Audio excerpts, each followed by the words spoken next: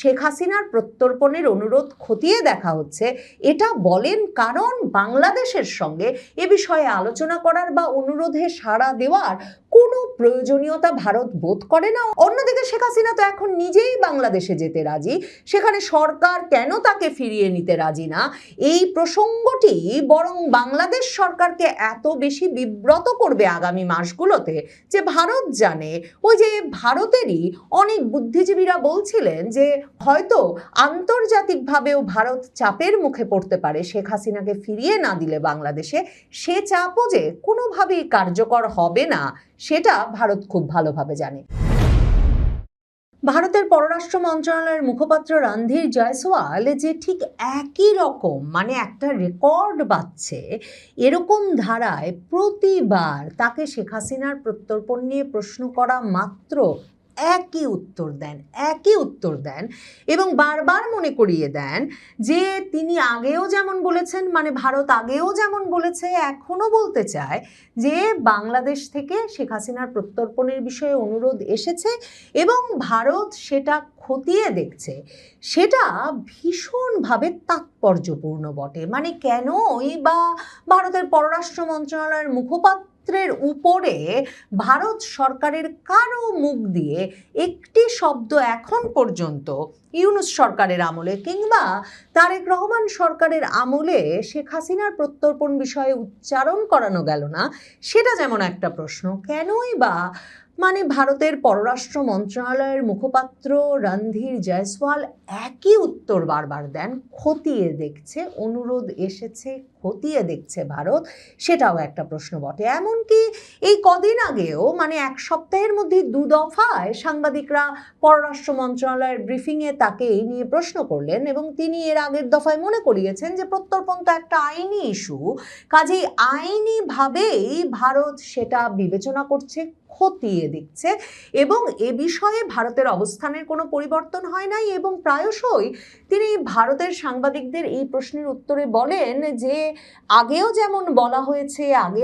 বলা হয়েছে জানানো হয়েছে ভারতের সে অবস্থানে যেমন কোনো পরিবর্তন হয় নাই, পরিবর্তন যদি হয় কোনো তাহলে তারা জানাবেন। কেন এ ধরনের একটা উত্তর সেই 2024-এর সেপ্টেম্বরে প্রথম যখন ভারত সরকার শেখ হাসিনাকে প্রত্যর্পণ করবে কিনা এ আওয়াজ বাংলাদেশ থেকে উঠল এবং ভারতের সাংবাদিকেরা সে প্রশ্নটা পররাষ্ট্র মন্ত্রণালয় পর্যন্ত নিয়ে গেল,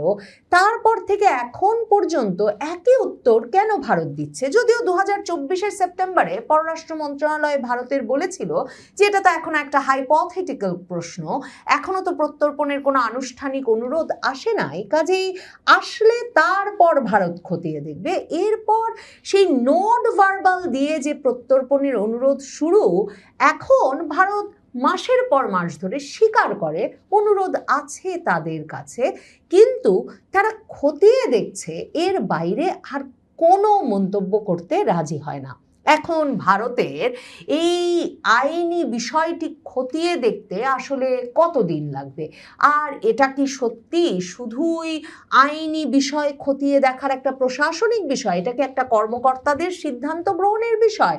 আইনি কর্মকর্তা পররাষ্ট্র মন্ত্রণালয়ের কর্মকর্তাদের সিদ্ধান্ত গ্রহণের বিষয়, নাকি এটা আসলে একটা রাজনৈতিক সিদ্ধান্তের বিষয়? এ নিয়েও বিভিন্ন তরফে ভারতের ভেতরেও কিন্তু ব্যাপক আলোচনা ছিল। কিন্তু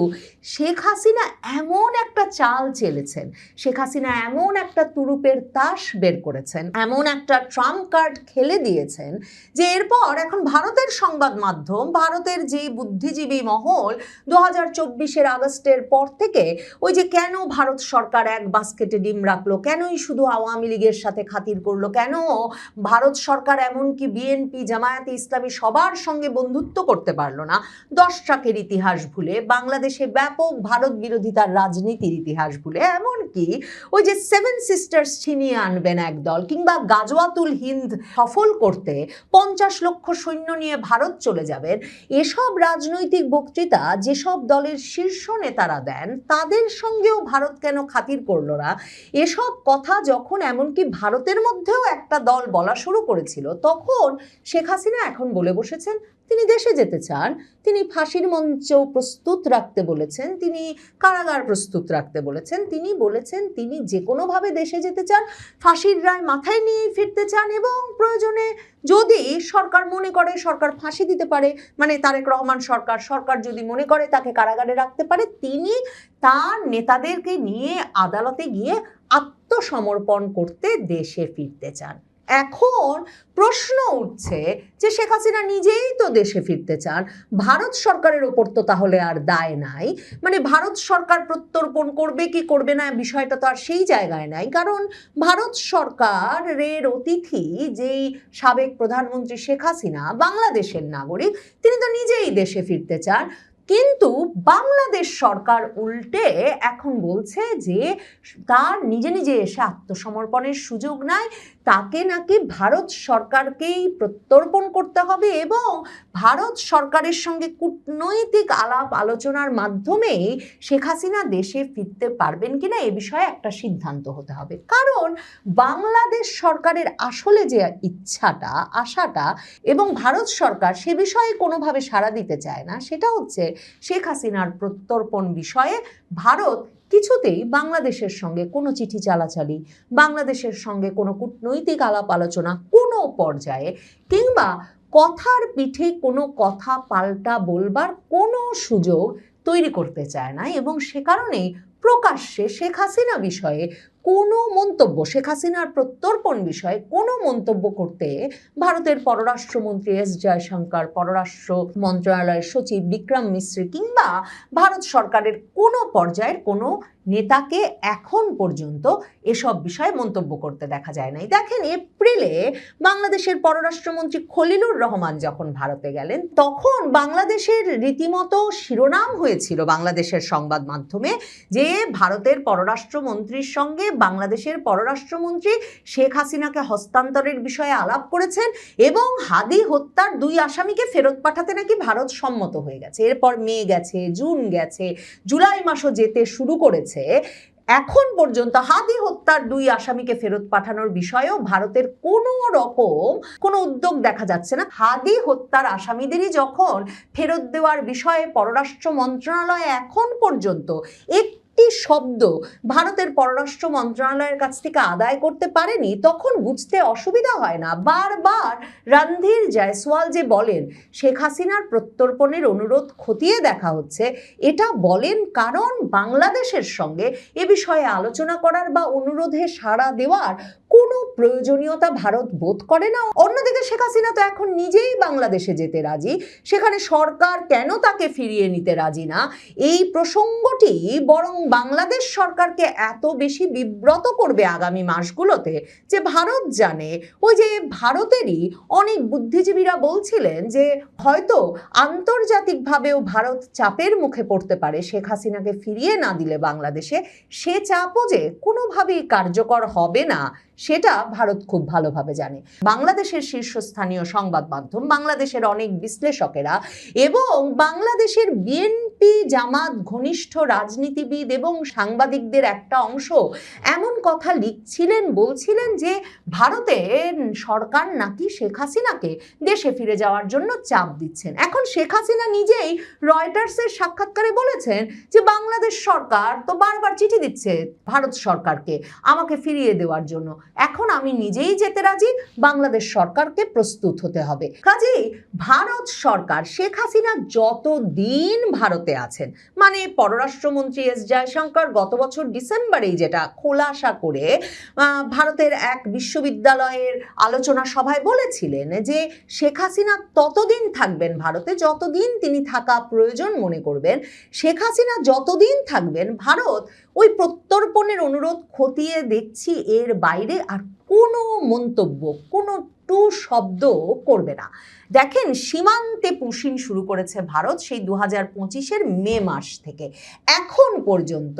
বাংলাদেশের ইউনূস সরকার কিংবা তারেক রহমান সরকার এ বিষয়ে ভারতের মুখ খোলাতে পারে নাই। সম্প্রতি পররাষ্ট্র প্রতিমন্ত্রী শামা ওবায়েদ পররাষ্ট্র মন্ত্রণালয়ের সাংবাদিকদের ব্রিফিংয়ে বলেছেনই যে অন্তত ভারতকে 12-13টি চিঠি দিয়েছে বাংলাদেশের পররাষ্ট্র মন্ত্রণালয় এই সীমান্তে পুশিং বন্ধের বিষয়ে, কিন্তু ভারত কোনো চ্যানেলে কোনো পর্যায়ে এ বিষয়ে কোনো আলাপ শুরু করে নাই। ভারত এই যে সীমান্তে পুশিন, শেখ হাসিনার প্রত্যর্পণ কিংবা ওই যে হাদি হত্যার আসামিদের ফেরত চাওয়া, এই কোনো বিষয়ে বাংলাদেশের কোনো অনুরোধে সাড়া দেবে না।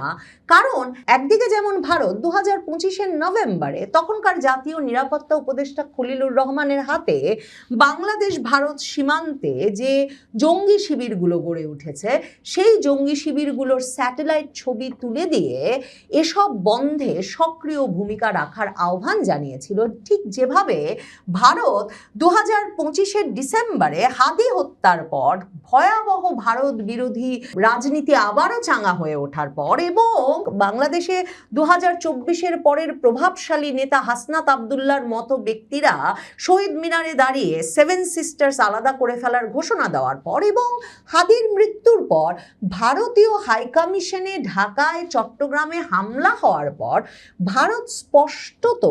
এই প্রত্যাশা রেখেই তারেক রহমানকে দেশে ফেরত এনেছিল এবং তারেক রহমানের ক্ষমতায় যাওয়ার বিষয়ে পূর্ণ সমর্থন দিয়েছিল যে তারেক রহমান বাংলাদেশে এসে এই ভারত বিদ্বেষী রাজনীতি যেমন বন্ধ করবেন তেমনি 10 ট্রাক অস্ত্র ভারতের বিচ্ছিন্নতাবাদী গোষ্ঠীগুলোর জন্য আনতে দেওয়ার সুযোগ করে দেওয়া তারেক রহমানকে ভারত বিশ্বাস করেছিল যে তিনি এ দফায় বাংলাদেশের ভূমি ভারত বিরোধী কোনো কর্মকাণ্ডে ব্যবহৃত হতে দেবেন না। এসব শর্ত যেমন তারেক রহমান পূরণ করেন নাই, তারেক রহমান বাংলাদেশে একটা অন্তর্ভুক্তিমূলক রাজনীতির পরিবেশ সৃষ্টিতেও কোনো উদ্যোগ নেন নাই। যে সরকার এসব বিষয়ে উদ্যোগ নেবে না সে সরকারের সঙ্গে যে ভারত কোনো সক্রিয় সম্পর্ক গড়ে তুলবে না সেটা কিন্তু 2025 সালের নভেম্বরে শেখ হাসিনার মৃত্যুদণ্ডের রায় ঘোষণার পর ভারতের পররাষ্ট্র মন্ত্রণালয় একটা প্রকাশ্য বিবৃতি দিয়ে স্পষ্ট করেছিল। একদিকে যেমন রণধীর জয়সওয়ালের মুখ দিয়ে নিয়মিত বলানো হয় যে বাংলাদেশে একটা গণতান্ত্রিক অন্তর্ভুক্তিমূলক রাজনৈতিক পরিবেশই প্রতিবেশী দেশ হিসেবে ভারতের সবচেয়ে বড় চাওয়া, ঠিক তেমনিভাবে অত্যন্ত তাৎপর্যপূর্ণভাবে শেখ হাসিনার মৃত্যুদণ্ডের রায়ের পর দেওয়া সেই বিবৃতিতে ভারত বলেছিল বাংলাদেশের আন্তর্জাতিক অপরাধ ট্রাইব্যুনাল কর্তৃক প্রাক্তন প্রধানমন্ত্রী শেখ হাসিনার বিরুদ্ধে ঘোষিত রায়ের ব্যাপারে ভারত অবগত আছে। ঘনিষ্ঠ প্রতিবেশী হিসেবে ভারত বাংলাদেশের জনগণের সর্বোত্তম স্বার্থের প্রতি প্রতিশ্রুতিবদ্ধ, যার মধ্যে রয়েছে শান্তি, গণতন্ত্র, অন্তর্ভুক্তি এবং স্থিতিশীলতা। আমরা সর্বদা এই লক্ষ্যে সকল অংশীদারদের সঙ্গে গঠনমূলকভাবে যোগাযোগ করব। তার মানে এই যে বাংলাদেশে কয়েক কোটি মানুষের সমর্থিত দল আওয়ামী লীগ, সেই আওয়ামী লীগের রাজনৈতিক কার্যক্রম নিষিদ্ধ করে দিয়ে সেই আওয়ামী লীগের সকল নেতা কর্মী সমর্থকদের প্রতিও ঢালাও মামলা দায়ের করে এবং সারা দেশ জুড়ে অভিযান চালিয়ে ক্রমাগতভাবে বিভক্তি বাড়িয়ে যে অস্থিতিশীল পরিবেশ বাংলাদেশে ধরে রাখা হচ্ছে, সেই পরিস্থিতিতে ভারত বাংলাদেশে শান্তি, গণতন্ত্র, অন্তর্ভুক্তি এবং স্থিতিশীলতার জন্য তারেক রহমান সরকারও কাজ করছে বলে মনে করে না। ঠিক যে কারণে ইউনূস সরকারের সঙ্গে তারা কোনো রকম যোগাযোগের চ্যানেল স্থাপন করে নাই বা অব্যাহত রাখে নাই ইউনূস আমলে, তারেক রহমান সরকারের সঙ্গেও তাই সকল যোগাযোগের চ্যানেল বন্ধ রেখেছে ভারত তাই এই একই কথা বারবার শেখ হাসিনার প্রত্যর্পণ প্রসঙ্গে বলতে থাকবে। ভারত অনুরোধ পেয়েছে এবং ভারত তা খতিয়ে দেখছে। শেখ হাসিনা বাংলাদেশে ফিরে যেতে চান, কাজেই ভারত ফেরত দিচ্ছে না বলেই শেখ হাসিনাকে বিচারের মুখোমুখি করা যাচ্ছে না। এমনকি 3-4 দিন আগেও পররাষ্ট্র প্রতিমন্ত্রী শামা ওবায়েদ যেটা বলেছেন, শেখ হাসিনাকে ফেরত আনতে ভারতের সদিচ্ছা প্রয়োজন,